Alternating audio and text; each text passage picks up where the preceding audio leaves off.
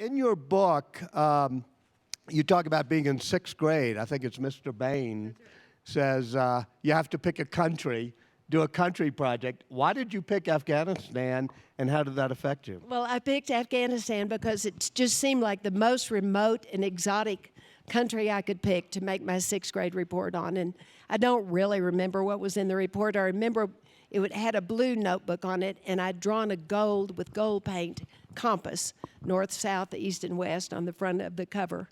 But I never dreamed, of course, I would have never, ever guessed that I would actually go to Afghanistan sometime, and that Afghanistan would become such a really important part of my life. And you went there maybe 3 times, I guess, when you were First Lady. Do you remember entering Afghanistan, what it looked like? I remember the very first trip I went to Bamiyan province. Habiba Sorabi was the governor.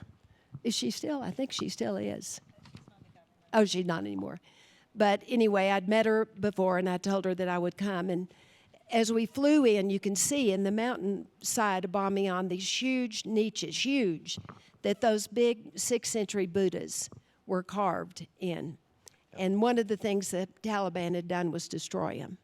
So, the rubble was lying at the bottom of these huge, big as a mountain, really, the carved into the mountain, the rubble at the bottom. And the very idea of that sort of disregard, really, for anyone who came before you or anything they left for you, that sort of built environment that somebody, 6th century that came before you left, and then to destroy it in one day like they did is really hard for us to believe. It's kind of hard to imagine.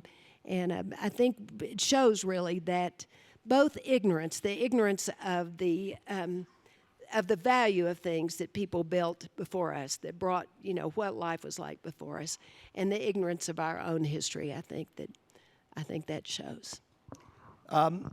You may know that Ashraf Ghani actually ran a program at the Aspen Institute before he went back on failed states. Then he went back. He's now the president of Afghanistan. Have you been working with his wife, and what do you do together with her? Yes, Mrs. Ghani has been to the Bush Center. Right after they were elected. She's part of the Afghan Women's Council that we have that was actually founded right after September 11th, when American women started looking at our sisters in Afghanistan and imagining what their lives were like. And so a lot of people really wanted to do something. So we formed the U.S. Afghan Women's Council.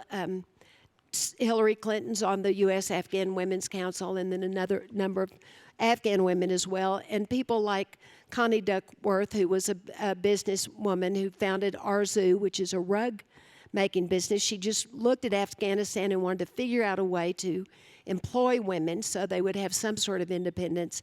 And she knew that rug making would be a tradition in some parts of Afghanistan. So she immediately went over there right after September 11th and employed women there. And I ordered rugs for the White House from Arzu, and then at the Bush Library in our entertaining space upstairs, I have ordered rugs from Arzu as well that are there. But anyway, I think what happened, especially American women, felt a very strong kinship with Afghan women, just the idea of half of a country being left out.